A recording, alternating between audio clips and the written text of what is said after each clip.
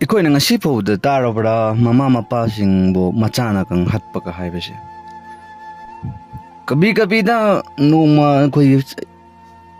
ꯄꯨꯟꯁꯤꯗ ꯑꯃꯨꯛꯀꯨꯝꯕ ꯑꯅꯤꯔꯛꯀꯨꯝꯕ ꯃꯃꯥ ꯃꯄꯥꯕꯨ ꯃꯆꯥꯅ ꯍꯠꯄ ꯍꯥꯏꯅ ꯇꯥꯕꯒꯤ ꯋꯥꯅꯦꯕ, ꯂꯦꯀꯤꯟ ꯄꯥꯛ ꯌꯥꯎꯗꯦꯕ.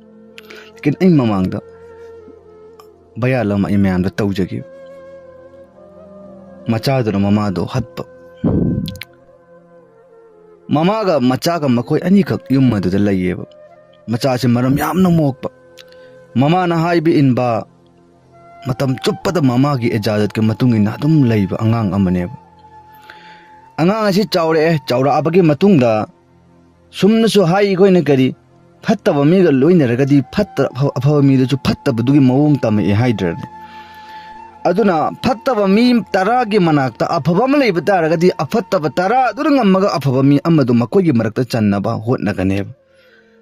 ꯑꯗꯨꯅ ꯐꯠꯇꯕ ꯃꯤ ꯑꯃꯅ ꯑꯐꯕ ꯃꯤ 10ꯒꯤ ꯃꯅꯥꯛꯇ ꯂꯥꯛꯄ ꯇꯥꯔꯒꯗꯤ ꯐꯠꯇꯕ ꯃꯤ ꯑꯃꯗꯣ ꯑꯐꯕ ꯃꯤ 10ꯗꯨꯅ ꯑꯣꯟꯊꯣꯛꯄ ꯃꯇꯝꯗ ꯉꯝꯒꯅꯦꯕ.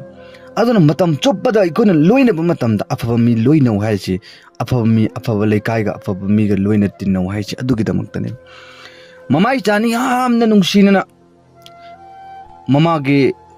ꯁꯦꯕꯥ ꯇꯧꯗꯅ, ꯃꯃꯥꯒꯤ ꯃꯥꯂꯤꯁ ꯇꯧꯕꯤꯗꯅ, ꯃꯃꯥꯒꯤ ꯑꯋꯥꯠ ꯑꯄꯥ ꯈꯨꯗꯤꯡꯃꯛꯁꯤ ꯃꯥ ꯂꯣꯏꯅ ꯌꯦꯡꯁꯤꯜꯂꯒ ꯃꯈꯣꯏꯅꯤ ꯃꯃꯥ ꯏꯆꯥꯅꯤꯁꯤ ꯅꯨꯡꯉꯥꯏꯅ ꯂꯩꯔꯝꯃꯦ. ꯅꯨꯄꯥ ꯑꯗꯨꯅ ꯅꯧꯖꯨꯋꯥꯟ ꯑꯣꯏꯔꯛꯑꯕꯒꯤ ꯃꯇꯨꯡꯗ ꯃꯆꯥ ꯅꯨꯄꯥ ꯑꯗꯨꯅ ꯆꯥꯎꯕ ꯁꯔꯦ ꯐꯔꯛꯑꯕ ꯃꯇꯨꯡꯗ ꯃꯍꯥꯛꯀꯤ ꯂꯣꯏꯅꯔꯤꯕ ꯇꯤꯟꯅꯔꯤꯕ ꯃꯃꯥꯟꯅꯕꯁꯤꯡ ꯑꯗꯨ ꯁꯪꯒ ꯐꯠꯇꯕꯅ ꯃꯔꯝ ꯑꯣꯏꯔꯒ ꯃꯆꯥꯅꯨꯄꯥ ꯑꯁꯤ ꯅꯣꯡꯃꯒꯤ ꯃꯌꯨꯝꯗ ꯊꯦꯡꯅ ꯍꯟꯖꯜꯂꯛꯄꯁꯤ ꯇꯧꯔꯛꯑꯦ. ꯁꯤꯒꯔꯦꯠ ꯊꯛꯄ ꯍꯧꯔꯛꯑꯦ, ꯑꯗꯨꯒ ꯆꯨꯔꯨꯞ ꯊꯛꯄ, ꯑꯇꯣꯞꯄ ꯅꯤꯁꯥꯒꯤ ꯑꯣꯏꯕ ꯄꯣꯠꯂꯝꯁꯤꯡꯁꯤ ꯃꯥ ꯁꯤꯖꯤꯟꯅꯕ ꯍꯧꯔꯛꯑꯒ ꯃꯃꯥꯅ ꯍꯥꯏꯕ ꯏꯜꯂꯛꯇꯕ, ꯄꯣꯠ ꯆꯩꯒꯤ ꯍꯨꯔꯥꯜꯂꯒ ꯑꯗꯨꯒꯨꯝꯕ ꯌꯥꯝꯅ ꯃꯌꯨꯝꯗ ꯍꯟꯖꯜꯂꯛꯄ ꯃꯇꯝꯗ ꯊꯦꯡꯅ ꯍꯟꯖꯜꯂꯛꯄꯁꯤ ꯑꯗꯨꯝ ꯇꯧꯕꯒꯤ ꯍꯩꯅꯕꯤꯁꯤ ꯑꯣꯏꯔꯛꯑꯦꯕ ꯃꯆꯥꯅꯨꯄꯥ ꯑꯁꯤ. ꯃꯃꯥ ꯑꯗꯨ ꯑꯍꯜ ꯑꯣꯏꯔꯦ. ꯃꯆꯥꯗꯨ ꯈꯛꯀꯤꯗꯃꯛ ꯁꯥꯔꯥꯗ ꯃꯥꯅ ꯍꯤꯡꯉꯤꯕꯅꯦꯕ. ꯃꯃꯥ ꯏꯆꯥꯅꯤ ꯅꯨꯡꯁꯤꯅꯅ ꯂꯩꯃꯤꯟꯅꯕ ꯑꯗꯨ ꯃꯃꯥꯒꯤ ꯃꯇꯣꯝ ꯈꯛꯇ ꯄꯣꯛꯆꯕ ꯃꯆꯥ ꯑꯗꯨꯅ ꯁꯪꯒ ꯐꯠꯇꯕ ꯂꯣꯏꯅꯕꯅ ꯃꯔꯝ ꯑꯣꯏꯔꯒ ꯃꯍꯥꯛ ꯑꯗꯨ ꯅꯤꯁꯥ ꯄꯁꯥꯗ ꯉꯥꯎꯔꯒ ꯑꯃꯁꯨꯡ ꯃꯌꯨꯝꯗ ꯍꯟꯖꯜꯂꯛꯀꯅꯤ ꯈꯪꯉꯛꯇꯕꯒꯤ ꯃꯑꯣꯡ ꯃꯇꯧꯁꯤ ꯃꯥꯅ ꯃꯃꯥꯁꯤ ꯂꯩꯕ ꯉꯝꯃꯛꯇ꯭ꯔꯦꯕ. ꯑꯗꯨ ꯃꯤꯑꯣꯏꯁꯤꯡ ꯑꯗꯨꯅ ꯃꯥꯒꯤ ꯃꯔꯤ ꯃꯇꯥ ꯂꯩꯀꯥꯏꯒꯤ ꯃꯤꯁꯤꯡꯅ ꯍꯥꯏ ꯀꯔꯤꯅ, ꯏꯃꯥ ꯅꯪꯒꯤ ꯅꯆꯥꯅꯨꯄꯥ ꯑꯁꯤ ꯌꯥꯝꯅ ꯐꯔꯝꯕꯅꯤ, ꯑꯗꯨꯅ ꯀꯔꯤꯒꯨꯝꯕ ꯑꯃ ꯅꯤꯁꯥꯗ ꯄꯁꯥꯗ ꯉꯥꯎꯔꯒ ꯌꯨꯝꯗ ꯍꯟꯖꯜꯂꯛꯀꯅꯤ ꯈꯪꯗ꯭ꯔꯦ, ꯑꯗꯨꯅ ꯌꯥꯔꯗꯤꯅꯦ ꯃꯥꯒꯤ ꯁꯥꯗꯤꯁꯤ ꯇꯧꯕꯤꯔꯁꯤ. ꯁꯥꯗꯤ ꯇꯧꯔꯗꯤ ꯏꯟꯁꯥꯜꯂ ꯁꯣꯏꯗꯅ ꯃꯥꯒꯤ ꯁꯨꯒꯨꯝꯕ ꯐꯠꯇꯕ ꯂꯝꯆꯠ ꯑꯃꯁꯨꯡ ꯃꯥꯒꯤ ꯅꯤꯁꯥ ꯄꯁꯥꯒꯤ ꯊꯕꯛꯁꯤꯡ ꯑꯁꯤ ꯂꯣꯏ ꯊꯥꯗꯣꯛꯈꯤꯕꯁꯨ ꯌꯥꯏ ꯁꯤꯅꯤ ꯑꯩꯁꯦ. ꯐꯔꯦ ꯏꯆꯥꯅꯕꯨ ꯐꯒꯗꯕ ꯑꯣꯏꯔꯗꯤ ꯍꯥꯏꯔꯒ ꯃꯥꯒꯤ ꯅꯤꯀꯥꯒꯤ ꯇꯧꯔꯒ ꯁꯥꯗꯤ ꯇꯧꯔꯝꯃꯦ. ꯃꯍꯥꯛꯀꯤ ꯁꯥꯗꯤ ꯇꯧꯔꯕꯒꯤ ꯃꯇꯨꯡꯗ ꯅꯨꯄꯤꯁꯤ ꯂꯥꯛꯑꯕꯒꯤ ꯃꯇꯨꯡꯗꯗꯤ ꯃꯃꯥꯗꯨꯅ ꯊꯣꯡꯕ ꯂꯣꯟꯕ ꯏꯃꯨꯡ ꯁꯤꯠꯄ ꯈꯣꯠꯄ ꯂꯣꯏꯅ ꯇꯧꯔꯝꯕꯗꯣ ꯃꯆꯥꯅꯨꯄꯤ ꯑꯗꯨꯝ ꯃꯃꯧ ꯑꯗꯨ ꯂꯥꯛꯄ ꯃꯔꯝꯗꯒꯤꯗꯤ ꯃꯃꯧ ꯑꯗꯨꯅ ꯂꯣꯏꯅ ꯌꯨꯝ ꯁꯤꯠꯄ, ꯆꯥꯛ ꯊꯣꯡꯕ, ꯏꯃꯨꯡ ꯃꯅꯨꯡꯒꯤ ꯖꯣꯕꯤ ꯄ꯭ꯔꯣꯕ꯭ꯂꯦꯝ ꯊꯕꯛ ꯈꯨꯗꯤꯡꯃꯛꯁꯤꯡꯁꯦ ꯃꯃꯧ ꯑꯗꯨꯅ ꯂꯣꯏꯅ ꯃꯍꯨꯠ ꯁꯤꯜꯂꯕꯅꯤꯅ ꯃꯃꯥꯗꯨ ꯄꯣꯊꯥꯔꯦ, ꯍꯔꯥꯎꯔꯝꯃꯤ. ꯏꯁ ꯑꯜꯍꯝꯗꯨꯂꯤꯜꯂꯥ ꯑꯩ ꯌꯥꯝꯅ ꯅꯨꯡꯉꯥꯏꯔꯦ, ꯏꯃꯧ ꯅꯪ ꯂꯥꯛꯄꯅ ꯃꯔꯝ ꯑꯣꯏꯔꯒ ꯅꯃꯥꯕꯨ ꯄꯣꯊꯥꯅ ꯂꯩꯔꯦ, ꯊꯕꯛ ꯑꯃꯐꯥꯎ ꯁꯨꯍꯟꯗ꯭ꯔꯦ, ꯅꯪꯗꯤ ꯌꯥꯝꯅ ꯐꯕ ꯏꯃꯧꯅꯤ ꯍꯥꯏꯅ ꯃꯔꯝ ꯃꯣꯛꯏ ꯍꯥꯏꯅ ꯃꯃꯥ ꯑꯗꯨꯅ ꯊꯥꯒꯠꯂꯒ ꯅꯨꯡꯉꯥꯏꯅ ꯃꯃꯥ ꯑꯗꯨꯗꯤ ꯑꯃ ꯂꯦꯕꯥꯗ ꯇꯧꯗꯨꯅ ꯆꯥꯕ ꯊꯣꯡꯕ ꯂꯣꯏꯔꯕ ꯃꯇꯨꯡꯗ ꯆꯥꯕ ꯊꯛꯄ ꯅꯨꯡꯉꯥꯏꯅ ꯇꯧꯔꯒ ꯂꯩꯔꯦ. ꯃꯧ ꯑꯗꯨꯅ ꯂꯣꯏꯅ ꯊꯕꯛ ꯁꯤꯜꯂꯦ. ꯃꯆꯥꯅꯨꯄꯥ ꯑꯗꯨꯁꯨ ꯑꯗꯨꯝ ꯃꯥꯒꯤ ꯍꯥꯟꯅ ꯍꯩꯅꯕꯤ ꯂꯝꯆꯠ ꯑꯗꯨ ꯇꯞꯅꯗꯤ ꯑꯗꯨꯃꯛ ꯊꯥꯗꯣꯔꯛꯂꯝꯃꯦ. ꯂꯦꯀꯤꯟ ꯊꯕꯛ ꯑꯃ ꯏꯪꯈꯥꯡ ꯑꯃ ꯇꯧꯕ ꯈꯣꯠꯄꯗꯤ ꯆꯠꯂꯝꯗꯦꯕ. ꯑꯗꯨ ꯅꯨꯄꯤ ꯑꯗꯨ ꯌꯥꯝꯅ ꯃꯁꯛ ꯃꯇꯧ ꯐꯖꯕ ꯅꯨꯄꯤ ꯑꯗꯨꯅ ꯍꯥꯏꯕ ꯃꯇꯝꯗ ꯅꯨꯄꯥꯗꯨꯅ ꯏꯟꯕꯅꯦꯕ. ꯅꯨꯄꯥꯗꯨ ꯌꯥꯝ ꯃꯔꯝ ꯃꯣꯛꯀꯑꯦ. ꯑꯗꯨ ꯅꯨꯄꯤꯗꯨꯅ ꯍꯥꯏꯔꯦ, ꯅꯪ ꯌꯨꯝꯗ ꯁꯨꯝ ꯂꯩꯖꯟꯕꯕꯨꯗꯤ ꯀꯩ ꯀꯥꯟꯅꯕꯅꯣ, ꯊꯕꯛ ꯏꯪꯈꯥꯡ ꯈꯔ ꯁꯨꯕ ꯆꯠꯂꯣ, ꯄꯩꯁꯥ ꯅꯨꯡꯁꯥ ꯇꯥꯜꯂꯣ. ꯅꯪꯅ ꯄꯩꯁా ꯇꯥꯜꯂꯛꯄ ꯇꯥꯔꯒꯗꯤ ꯏꯃꯨꯡ ꯃꯅꯨꯡꯒꯤ ꯆꯥꯅ ꯊꯛꯅꯤꯡꯉꯥꯏꯒꯤ ꯄꯣꯠꯂꯝꯁꯤꯡ ꯑꯁꯤꯗ ꯃꯔꯥꯡ ꯀꯥꯏꯔꯅꯤ, ꯅꯨꯡꯉꯥꯏꯅ ꯆꯥꯕ ꯊꯛꯄ ꯇꯧꯔꯅꯤ ꯍꯥꯏꯔꯒ ꯅꯨꯄꯤꯁꯤꯅ ꯍꯥꯏꯕ ꯀꯥꯟꯗ ꯍꯣꯏ ꯐꯔꯦ ꯑꯩ ꯇꯥꯜꯂꯒꯦ ꯍꯥꯏꯔꯒ ꯅꯨꯄꯥꯁꯨ ꯄꯩꯁా ꯇꯥꯟꯕ ꯊꯣꯛꯑꯦ. ꯃꯥꯒꯤ ꯅꯤꯁꯥ ꯆꯥꯔꯝꯕ, ꯑꯇꯣꯞꯄ ꯃꯃꯥꯟꯅꯕ ꯇꯤꯟꯅꯕ, ꯐꯠꯇꯕ ꯇꯤꯟꯅꯔꯝꯕ ꯈꯣꯠꯅꯔꯝꯕ ꯂꯣꯏꯅ ꯊꯥꯗꯣꯛꯈ꯭ꯔꯦ. ꯄꯩꯁꯥ ꯅꯨꯡꯁꯥ ꯇꯥꯜꯂꯒ ꯑꯐꯕ ꯃꯤ ꯑꯃ ꯑꯣꯏꯔꯛꯑꯦ ꯃꯥꯁꯤ. ꯑꯗꯨꯗꯒꯤꯗꯤ ꯃꯥꯅ ꯇꯥꯜꯂꯛꯄ ꯄꯩꯁꯥꯁꯤꯅ ꯆꯥꯗꯨꯅ ꯊꯛꯇꯅ ꯅꯨꯄꯤꯁꯤꯅ ꯏꯃꯨꯡ ꯃꯅꯨꯡꯒꯤ ꯃꯧ ꯑꯗꯨꯅ ꯊꯕꯛ ꯇꯧꯔ ꯃꯃꯥꯒꯁꯤ ꯅꯨꯡꯉꯥꯏꯅ ꯂꯩꯍꯟꯗꯅ ꯅꯨꯡꯉꯥꯏꯅ ꯁꯥꯟꯇꯤꯗ ꯂꯩꯔꯦ. ꯑꯗꯨꯗꯒꯤꯗꯤ ꯁꯨꯝ ꯄꯩꯁꯥ ꯇꯥꯜꯂꯛꯑꯒ ꯄꯩꯈꯠꯂꯛꯑꯕꯒꯤ ꯃꯇꯨꯡꯗꯗꯤ ꯃꯧ ꯑꯁꯤꯒꯤ ꯐꯠꯇꯕꯒꯤ ꯋꯥꯈꯜ ꯑꯗꯨ ꯃꯥꯒꯤ ꯊꯃꯣꯏꯗ ꯂꯥꯛꯑꯦ.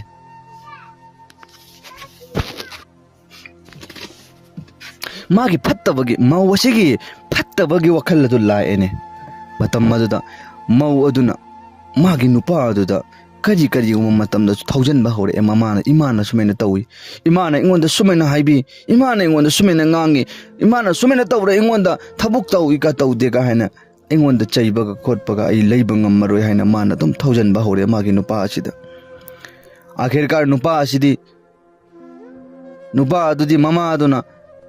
मागी नुपी अदु नुंसीबना मरम मोयरगा नुपी अदु हाइबो फम खुदिंग मक्सिंग अदु लोइना थाजरे अदुगा माना मागी ममागी मनाक्ता चटले अदुगा इमाना करिगिनो नचा आई लेतब तरंद मौ मतोमदा लैबा मतमदा इमाना सुबेना मौदा ngangbीबा चैबीबा खुटबीबा मैहामम तौवे हरजि करिगिनो इमा तौगनो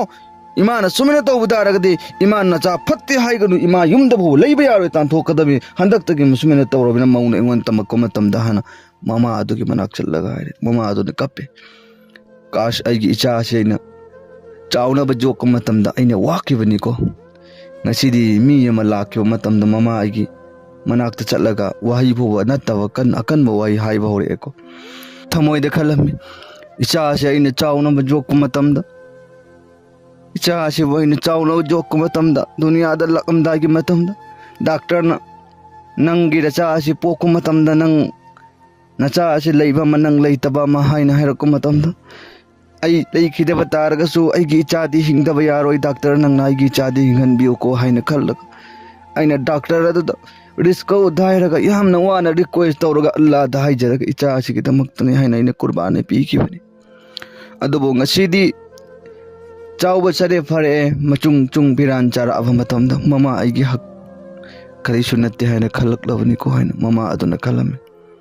koi yaktam ngasi yaudaba natte besugumba tawganu नंगी अमल एवा खुदिंग मक्सिंग अदो ममा इमा इपाने यादव तारगति अल्लाह न कबूल तौरोए आखिरकार असुम तौदना मवदुना थौजल्लबगी मतुंगदा नोंगु नोमगे सुमक थौजन बेहलकलम्मी मवदुना फत्तब वकल नोंगु नोमगे सुम खलक बेहलकलम्मी मचा नुपा अदुगा ममा अदुगा नुंगसीनना ममा अदुदा मतम चुप्पदे इजाजत यावरगा थोकप चटपा थबुक खुदिमक लोइनमक तौरमबदु मव अदुना थौजन बना मरम ओइरगा मचा अदु नोंगमतसु चबु इंखांग चटपा मतमदसु ममा अदुदा हैरम खोलमग चटखिरमदे आखिरकार नोंगमा नुमित रमजान की मतम यौरकलमी रमजान की मतम यौरक मतमदा अहिंगी शेरी की मतम यौब मतमदा ममा अदुना खल्ली शेरी की मतम यौरे अइगी इचाना अमसुंग अइगी इमौ अदुना सोइदना ममा अइगी शेरी चानिंgai दमक्ता चानिंgai चाक पुरक्कनी को हाइना खल्लगा ngairami लोइरबी ममा अदुना अहिंगी अममलबा थेंगलबा शेरी की मतमदा मचासिंग अदुना सोइदना ममा इबु चाक चानिंgai दमक्ता कौरक्कनी अमसुंग अइगी चाक थिलक्कनी हाइना खल्लगा ngairami अदुबो शेरी की मतम ngaina ngaina मतम दि अदुमक लोइजलक्लमी मचासिंग अदुना ममौ अदुनासु ममा अहल ओइरबी अदुगी दमक्ता शेरी तौनिंgai दमक्ता अइगी माचा हयेंग दि रुजा हेनगद्रोबनी को हाइना वखन करिसु खनदबिदा मकोय अनि खक्तमक चारगा ममागे खाक्तबिदा मकोयना शेरी दु चारम्मे ममा अदुना हौगल्लग येंगो मतमदि चानिंgai चाक करिगुम अमबो खक्लमदव इसिंग खरा थक्चलगा ममा अदुना यामना वान अहल ओइरबी अदुनि रुजा हेले इफ्तार के मतम यौरे इफ्तार के मतम यौब मतमदसु ममा अदुना खल्ली चलो ngasiगी अहिंग शेरी द करिगुम अमबो चाहुद्रबिनि पुकछि पुरा खाली ओइरे इफ्तार के मतम मसिदा सोइदना करिगुम खरा चाबा फंगदे आइगी अरांग खौरांग बचा गामे बाजे कोकनी को हाइना मागे थमोइद खलमने अदुबो खनब खक्के वानी लेकिन मागे मचा नुपा अमसुंग ममौ अदुना ममा अदुगी दमक्तनी हाइन इफ्तार की मतमदसु करिगुम अमबो पिचदबिदे इफ्तार तंगहंद्रे बिचारा हाल लोइरबी ममा अदुना अहिंगी शेरी तौदबिदा अमसुंग इफ्तार की मतमदा खरा चारगा अरांग खौरांग कोकनी चाक लांबदो फगनी को हाइन खल्लगा ngairiba अदुनसु इफ्तार की मतमदसु करिगुम अमबो बिचदबिदा बस सिवाय इसिंग खतिक्तंग थागा इफ्तार तंगचले ममा आदि सोमना कंदा अहिंग शेरी तौदरबने अयुक्तसु नत्रगन नुमित चुप्पसु रुजा हेलबनेन अदुगा इफ्तार की मतमदसु करिगुम अमबो चाद्रबनेन चाक लांबदि सोमना कंदा मबक्ता करिसु यावरक्त्रे अदुबो इसिंग खतंग थक्चलगा ममा अदुगे मनाक्ता अदुमलब सेग अदुमलब अकंगबा तन मचेत लम लेरमे थुम तैरगा मदुन इंसांगसु लेतबनेना मदुगिदो अरांग खौरांग चाक लांबदो खजिक तोरसु कोकनिंgai दमक्तने हने खल्लगा अकंगबा तल्लमा अरिहंबा लुखाक लेबदो मन लौखटलगा ममा अदुना चारे अदुगा तुमजल्ले शेरी की मतम अमका नुमित निनी सुबा अहिंगी शेरी की मतम अमक यौरक्लमे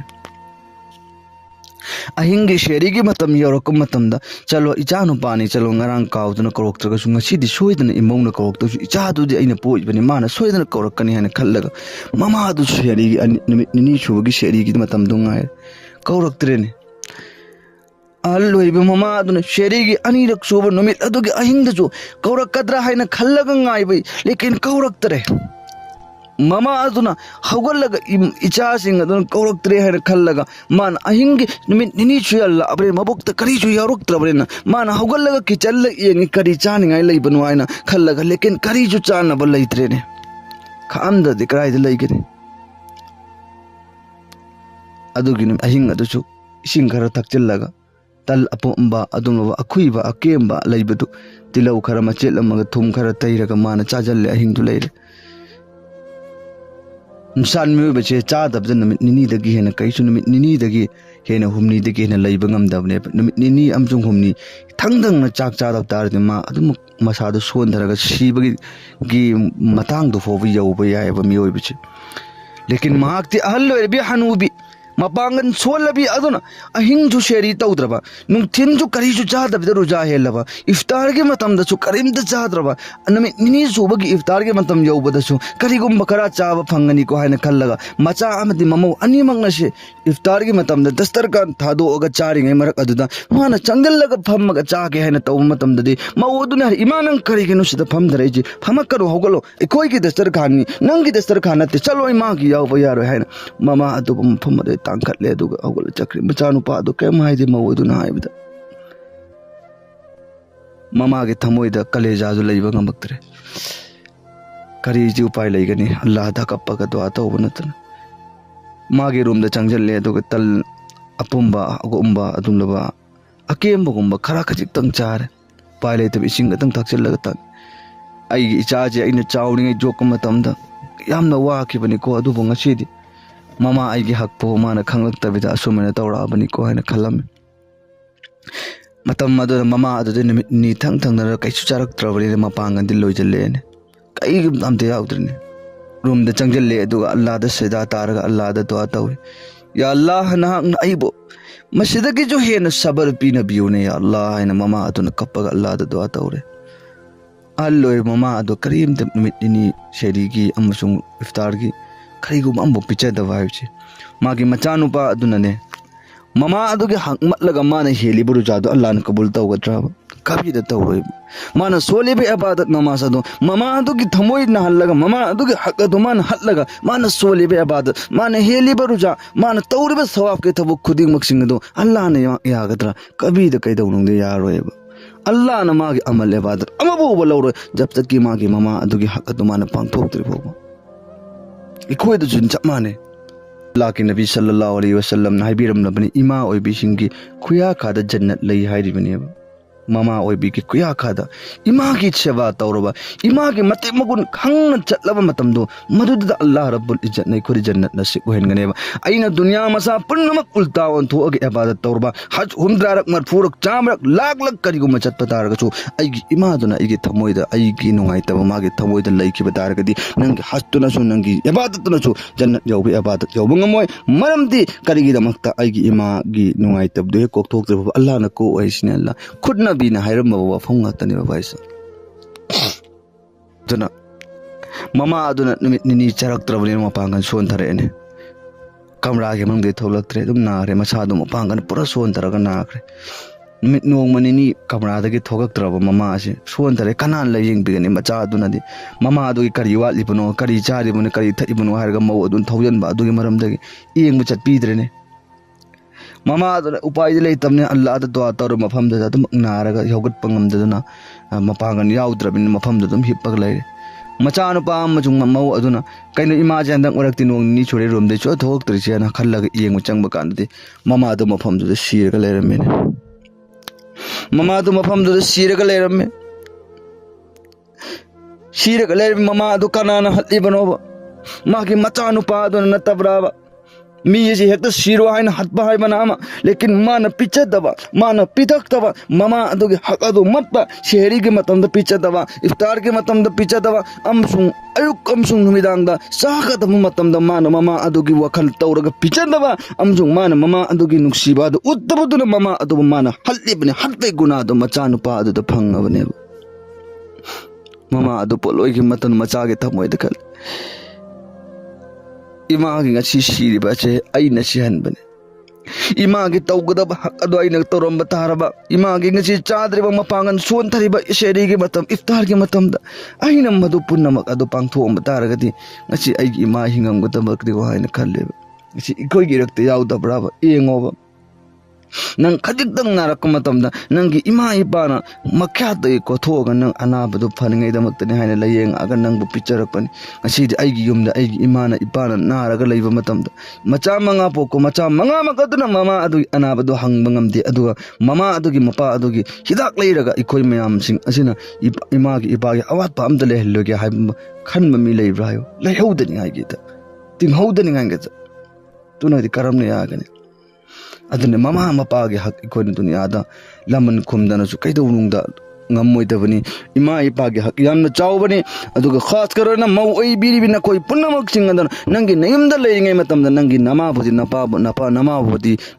asengba imani ipani haina khanba hek mau oira aba matungdadi migi mama mapabu nang mama mapani haina khangdiba madugi wakhaldo lawthokde phobu nang amasung nangi nupana koi imung santi da phangmoi asengba imani ipani aina yumdai gi ima ipa thabuk suhandabida aina hena sugi haina khalliba adum tawdana aina mau oira aba matamda su nangi nupa mama mapa adu nangi ima ipane asengbani hana khallaga nang ngambe makoi gi seva tawbi inshallah allah na madugi ajira ajim dunya da mai pakhangane akhirat da allah na soidana mai pakhangane nang afaba mo oidar gadi yumdu nongain izzat ki sata chakadrum mawom na patra gadi yumdu loina machim na mama loina thina kadrobane aduna mau haibasi yamna darkar oy aduna yamna sabar tawchi mamagi mapagi hak mut pesi yam phattaba sahaba mana allah ke nabi karim sallallahu alaihi wasallam da shikayat tarome allah ke nabi aigi panane aina taliba paisa khuding maksing mana sianna ningom atam dekti sian nei aina allah ke nabi da shikayat tawre matamado allah ke nabi karim sallallahu alaihi wasallam na hare nangi napado nangi ipado kawro osinai nangi ipado kawro aigi nakta herga allah ke nabi ge manakta kawru de magi ipado adu loba sahaba adu ge mapado kawraga allah ke nabi ge manakta lae allah ke nabi de shikayat tawraga allah ke nabi re nangbo kawi haina mana lakka matamda allah ke nabi ge marak yaudringai ge marak aduda magi thamoi da ge mana sherama haibde ashar soli allum lo wahi kara allah da faryat tawraga allah da haijagi nijaki adu ge ashar do allah taala de khange bani allah ke nabi ge manakta jibril haibdi allah ke nabi ge manakta hal hanuba adu mapa adu yaudringai ge marakta allah na asman da ge jibril tare allah ke nabi da haire jibril na allah ke nabi habib ai allah na tarakko nei jibril ni adum lo nang na kauri ba allah ke habib na kauri ba mapa ado macha adu ge shikayat adu tadre ngai ge mangda mana lambil da lakmata na marakta allah da solaki ba adum ashara adum wahi bajab ado hana solalo adu ga taw allah ta ge nabi nang taw na allah na paw haire isine mapa adu yaure bagi matung da Allah ke nabi sallallahu alaihi wasallam na haire nangi wafam amjun nangi pichar tawdringai matamdane Allah gi hukum ni nang lambi marakta son ki ashara to wafam phajab khara to sol o ta ge sinai matamma do Allah dun haire Allah ke nabi ne karam na khangi ba aina son ki ba ashara dudi aige thamoi da aige chinchu leng da bida Allah da son ki ba Allah na tahan ki bani lekin nabi na karam na khangi ba nang karam na tarib no haiba matam da Allah ke nabi na ki nang na soli ba ashara do nang gi thamoi da gi lo laga chu Allah ke bana arash yau khra bani Allah na ingon da gi paw yo hol li bani nang na soli ba ashara do sololo taw haina la solo haiba matam da Allah do Allah ma gi thamoi da gi mai chak adum ba wafam jing Allah da hai ki ba ting do solak matam da Allah ke nabi sallallahu alaihi wasallam jo mafam dar kape duga Allah ke nabi ne hai kari hai na macha nu pa du da nang kango nang na jitni bi taliba man khuding mak sing ado loina mak sing ado nang gin napa gini nang chi tan ngam mi ba paisa pai ba ngam mi ba khuding mak sing ado nang gin napa aduna nang ipa aduna nang bu chaung no ba jog aga nang gin napa ngan haba aba matam da ngam mani ado nang kango nang taliba man khuding mak sing che nang gi ipa na mat season na ningo matam da season na matam da loina mak ijazat ni ma ki hak ni na ru matam da macha nu pa aduna Allah ke nabi da ki Allah ke nabi ai lan ke ai maaf to bi ana mapa amchung macha ani mukta konjan narag kapna yenung shilib chinna sing ai koina ne macha nu pa sing jo bi tale mal khuding mak sing chi macha mapa adun lawning ba chen ning matam da chen na bi ya ba Allah ke nabi na hiram bane ba ipa adun na tabra ba ai chawna ba jokal la ga ai gi mal bomba tan ba gi ngam ba gi shakti pi tu khana no ipa adu gi hak ta gi na tabra ba aduna ai koina koi puna ima amadi ipa ani mak nung shina lu na chana tausi Allah taala na वफम असे palm ताबीरगदी इंशाल्लाह बयाल असे subscribe Bayal असेबो share तौबीरगम पुंग खुदिंग मक्के मनाक्ति और लगे कोई तामिन असे इंशाल्लाह channel